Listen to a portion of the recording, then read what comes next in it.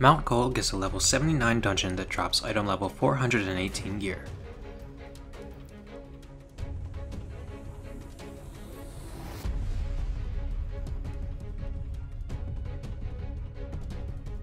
The first boss the party will encounter is Forgiven Cruelty. Rake is a cleaving tank buster. When the boss casts Lumen Infinitum, it will turn to face a party member and begin charging a column AoE blast. Be aware and reposition as appropriate. When the boss runs to the center of the arena and casts Typhoon Wing, 3 orbs will appear beneath him. Position yourself between these orbs before each sends out a massive conal AoE. Later Typhoon Wings will also drop arrow orbs around the arena that burst in medium circle AoEs, limiting the available safe areas. Try to find a safe zone and avoid taking multiple hits here. Cyclone Wing is a massive party-wide AoE dealing light damage. The second boss players will encounter is Forgiven Whimsy. Players should immediately note that both the boss and the arena are divided into 3x3 grids. Sacrament of Penance is a party-wide AoE. The boss will reconfigure the positions of the faces and cast Exegesis, with each glowing square on the boss indicating the corresponding square on the battlefield will be hit with an AoE.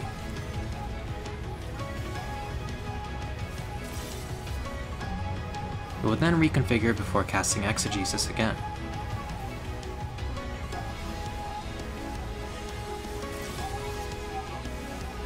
Catechism is a tank buster.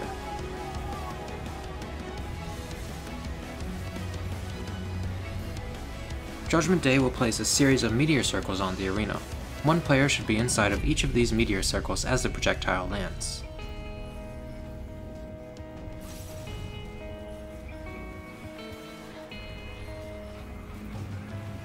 Later in the fight, Exegesis will be accompanied by these donut AoE orbs, with the safe zones typically being near the edges of the arena.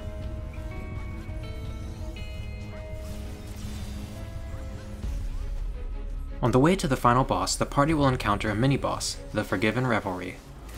4 orbs will summon around the corners of the arena and throw out column AoEs, while the Revelry will alternate raising its hands and slamming half the arena for pretty high damage. Dodge the columns and pay attention to the boss's hands while burning it down. Forgiven Obscenity is the final boss players will encounter in Mount Gulg. Like the last boss, you'll notice this arena is divided in a particular manner, this time into 6 columns.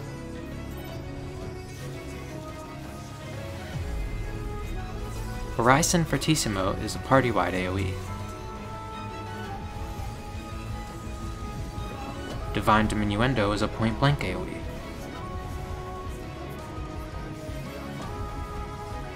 Vothri will shout, "Stop them, damn you," and bless the Obscenity with a Ring of Radiance.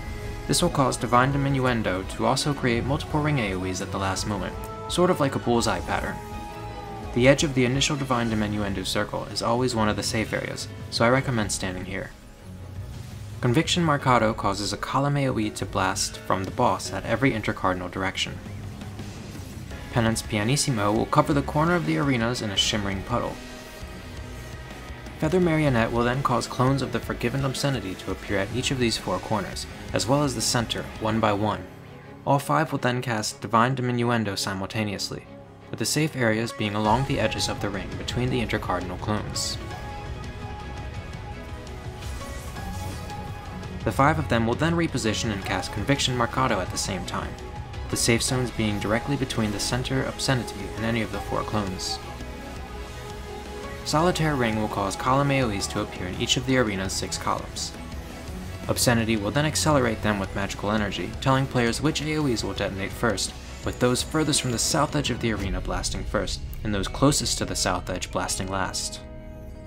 Stand on the closest AoE's path, right next to one of the further AoEs, and as soon as the adjacent AoE blasts, move into the column it hit to avoid the rest. These blasts will start going out as soon as Obscenity's Gold Chaser cast finishes, and there seems to be quite a delay before the final AoEs go off, giving players ample time to reposition from their path. Sacrament Sforzando is a tank buster.